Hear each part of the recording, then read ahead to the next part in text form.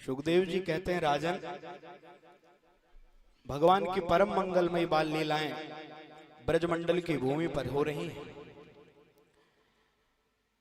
श्रीमद् भागवत के अलावा भी गर्ग संहिता आदि कई ग्रंथ जिनमें भगवान की बाल लीलाओं का बड़ा सुंदर वर्णन किया गया। जब भगवान घर घर में गोपियों के यहाँ जाकर के माखन चुराने लगे, गैया दुहने से पहले ही जाकर के बछड़े छोड़कर आ जाते। गोपियां शिकायत करने के लिए यशोदा मैया के यहाँ पर आती। कई बार यह काम हो गया तो एक जो गोपी थी, बड़ी तेज तर्राट स्वभाव की, यशोदा मैया से बोली कि तेरो लाला हमारे घर में आकर के रोज बच्चियन को समय से पहले ही छोड़ जाता है। मैया मैया ने कहा, देखो, आज तक तुमने मेरे लाला को कभी देखा है छोड़ते हुए? कहा, नहीं, देखा तो नहीं। बोले, जब देखा नहीं तो तुम आकर के रोज उसकी शिकायत क्यों करती हो? जब तुम स्वयं देख लो तो पकड़ के लेकर के आना कन्हैया को यहाँ। मैया ने भी थोड़ा पक्ष ले लिया एक दिन। तो वह गोपी बड़ी तेज तर्राट, उसने कहा, ठीक है मैया, और बोल दिया कि कल मैं कन्हैया को पकड़ूंगी। मधुमंगल किंकिणी ने आकर के बताया, कन्हैया वह सरपंच की बेटी है ना, तेज तर्राट बहुत, वह ने कहो है कि कल वो पकड़ करके ले जाएगी। भगवान ने कहा, ठीक है, कह दो कल उसी के घर चोरी करने आएंगे, पकड़ ले।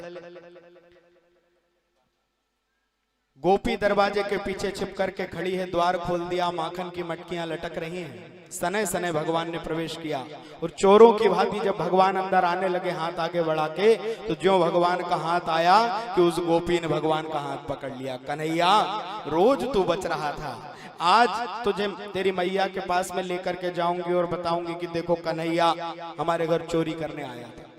भगवान ने कही, गोपी तू मोहे ना ले जा सके? कहा, क्यों? बोले, गोपी मैं तेरे साथ में जाने वाला नहीं हूं।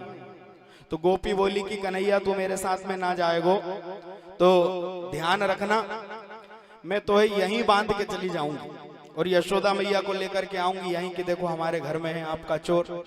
बोले, गोपी तू मोहे बांध भी ना सके। कहा, क्यों? बोले, मैं 3 जगहों से टेढ़ो हूं, तू ऊपर से बांधेगी मैं नीचे से निकल जाऊंगा, तू नीचे बांधेगी मैं बीच में से निकल जाऊंगा।